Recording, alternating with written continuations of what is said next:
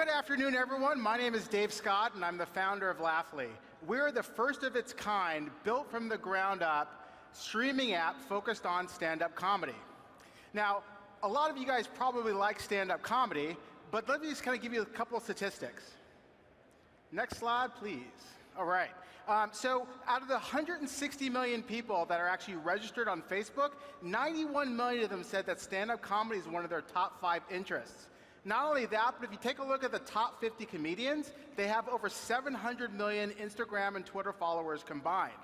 So that's a lot of people, 3 times the United States. Now, here's the problem that's actually happened. Now, about 3 decades ago, back in the Stone Age, people used to buy comedy albums. In fact, 1 out of every 5 albums that was purchased was actually a comedy album. Now what's happened is that people no longer buy comedy albums anymore. Now they stream albums. But what's happened is that streaming hasn't caught up. So now you only have about 10% of the comedy that's available and only 1% of the market. That creates a huge problem for all these big fans of comedy that we just talked about a little while ago. So introducing Laughly, the very first app that's built from the ground up to focus on streaming comedy, or specifically spoken word. Today we have over 400 comedians and 20,000 tracks already on the site, and we continue to build more every single day. So let's go ahead and give you a demo of the technology. Alrighty, so now if you go back, you actually can show that you can search a number of different ways. Thank you, Michael. And you can actually take a look at that. You can actually search by artist, you can search by album, you can search by track. So let's go ahead and go to trending artists. All right, so for example, you can take a look at Aziz Ansari, for example, and he's got a number of albums that are actually available. Now, this one here is Dangerously Delicious, which is an album that we actually have, where you can actually see all the different tracks that's actually on the stage. And if you press the play button, Kanye's email. I was like, you're really gonna email him? And he goes, I don't know, it's pretty messed up. And I was like, I'll email him for you. And so I sent that conversation to him, and I was like, oh shit, Darsh is accusing you of jacking beats, homie. All right, so you can hear the rest of that joke when you actually download the app. Now there's 2 really important features that's on here. First of all, you can actually we have a profanity filter. So let's say that you're with your kids and you're actually listening to Eddie Murphy or Kevin Hart, and it's pretty profane, and then your kids pop into your car. You can actually turn on the profanity filtering, and it all of a sudden weeds out anything that's got dirty words in it. The other powerful tool is that you can actually subscribe. So everything is ad revenue based, but for $7.99 a month, you get ad free, you get offline play, and you get access to exclusive content that's actually only built for the Laughly app. All right, good job, Mike. Let's go ahead and go back to the PowerPoint presentation. Now, a lot of people say this is just a content play, but it's not a content play. It's actually a technology play. So we actually brought in a technology that's been built for about 3 years now, which is focused on spoken word. So just as Pandora has the Music Genome Project, we've got the Spoken Word Project. And what that means is that we have a technology which allows us to transcribe every single joke into text. What that allows us to do is it allows us to, for example, search for profanity like we just showed you in the profanity filter. It also allows us to be able to create radio stations based on the subject matter of the joke itself. If you're a really big fan of Trump jokes, you can listen to Trump radio. If you're a really big fan of Justin Bieber, you can listen to Justin Bieber radio and just listen to jokes specifically focused on that topic area. The second thing is that we're actually working directly with the comedians themselves. They're actually working on our behalf because we share revenue with them for every single stream. So these guys are promoting these apps for us.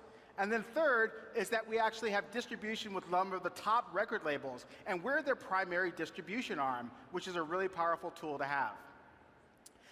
In fact, we have a tremendous amount of industry support. If any of you guys went by our booth earlier today, you might have seen Danielle Rawlings from The Chappelle Show, or Gina Brilliant, who just got a special on Comedy Central that aired just a month ago. These are professional comedians that are really excited about working with us with the Laughly app. And this is the real trick to actually scaling the business. Now, we're pre-revenue now, but the way that we scale the business is by being able to use the comedians to promote their product on Laughly to their followers. Imagine the 60 million Facebook followers of Kevin Hart getting an email or a video from Kevin Hart saying, hey, find my jokes on Laughly for free.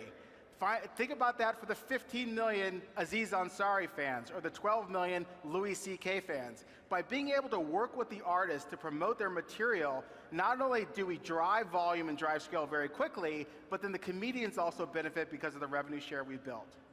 We also have tremendous amount of traction, 400 comedians, all the top record labels. We've got great brands that are being very supportive of our launch, and we have a phenomenal board of advisors, including Randy Adams, one of the founders of Funny or Die.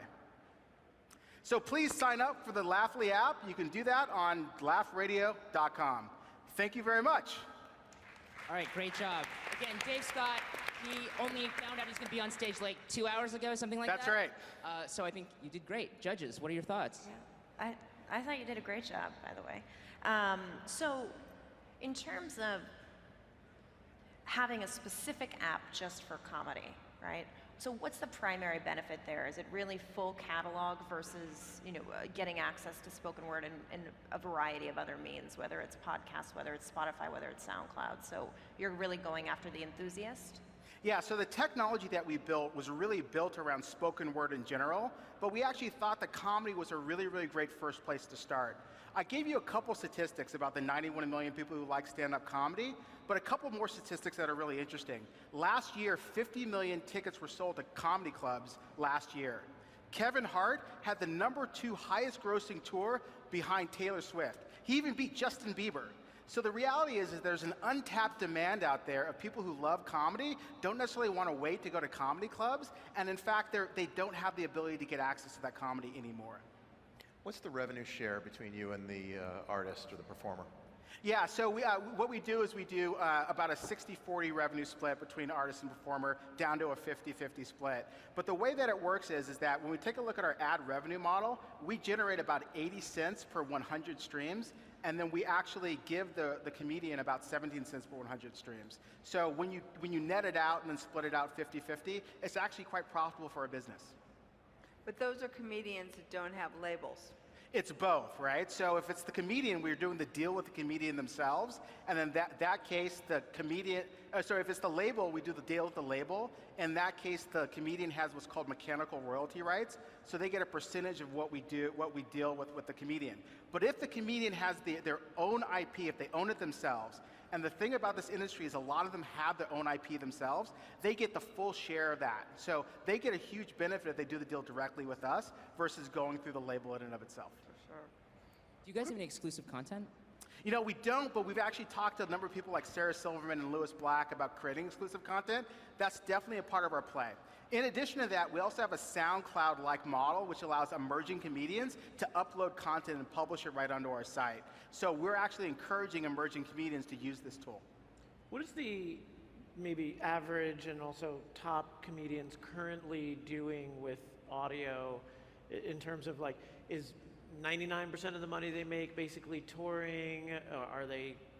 Is anybody doing any decent revenues on iTunes or even Spotify plays? I mean, what's the sort of current state for? Yeah, you know, so they used to, right? So before, the Eddie Murphys of the world, the Cheech and Chongs of the world, the Steve Martins, these are some of the great comedian albums that were out and I used to listen to. They used to make a tremendous amount of money doing it, but now that there's no distribution, they've had to shift away from that. So they're doing more video and things along those lines. But a lot of these guys, you pointed out that they have distribution, they have following. So my question is more like, why aren't they, or are they, saying, hey, buy my stuff on iTunes? Because if I had 10 million followers, then I would be pushing They absolutely to buy something. do. So if you go to any comedian's website, they'll actually be hawking their stuff, right? And one of the things that they hawk is that set of comedy albums that they already have. The problem is no one's buying it that way. Downloads or links to iTunes? Yeah, typically direct downloads or links to Thailand's one or the other way. But no one's buying stuff through that now. There was a study on Statista that actually showed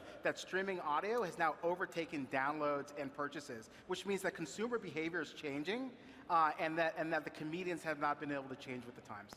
So when you say no one is buying this, I mean, we do sometimes hear about success stories like Louis C.K. So do you mean like basically it's just there's like a couple of outliers, but really beyond that, it's pretty Yeah, that's right. So for example, Aziz Ansari is probably one of the best-selling comedic albums that has that, and he produces an album every single year. His albums actually download tremendously. Kevin Hart's last album did 2 million downloads. one of the most successful albums of last year, let alone comedic albums, right? So it is possible for them to do that, but for the average comedian, it's very, very hard because of how consumer behavior and listening has changed. And so maybe you could spend a minute on just how do you view the app as really changing that dynamic? Because it sounds like that's the key, which is people used to love this content in the past. This channel's gone down. Are there elements of your application that are viral in nature, that promote sharing, that other ways where this content, which presumably is great, is going to get out there and get discovered? Great search functionality. How do you see this app being the vehicle to solve this problem? Yeah, so a couple things. Number one is that the comedians are going to promote it themselves, which is going to get it out to their core base. But what we're doing is we're creating playlists, and all these playlists are really flexible. So we have you just broke up with your girlfriend playlist, or you're visiting the in-laws playlist. So when you have situations that deem someone to want to laugh, you can forward that on through Twitter, through Facebook, through Instagram, through Pinterest. We've got them all connected in the app.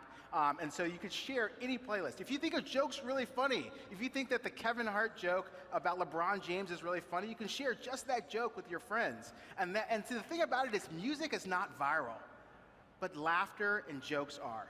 And we're exploiting that with this app. You had a question, sir? You got it. Are you sure? Yep. All right. Good job. All right, give it up one more great. time for Laughly. Thanks a lot, guys. Awesome. Give it for a wild card. Love to laugh. Nice work.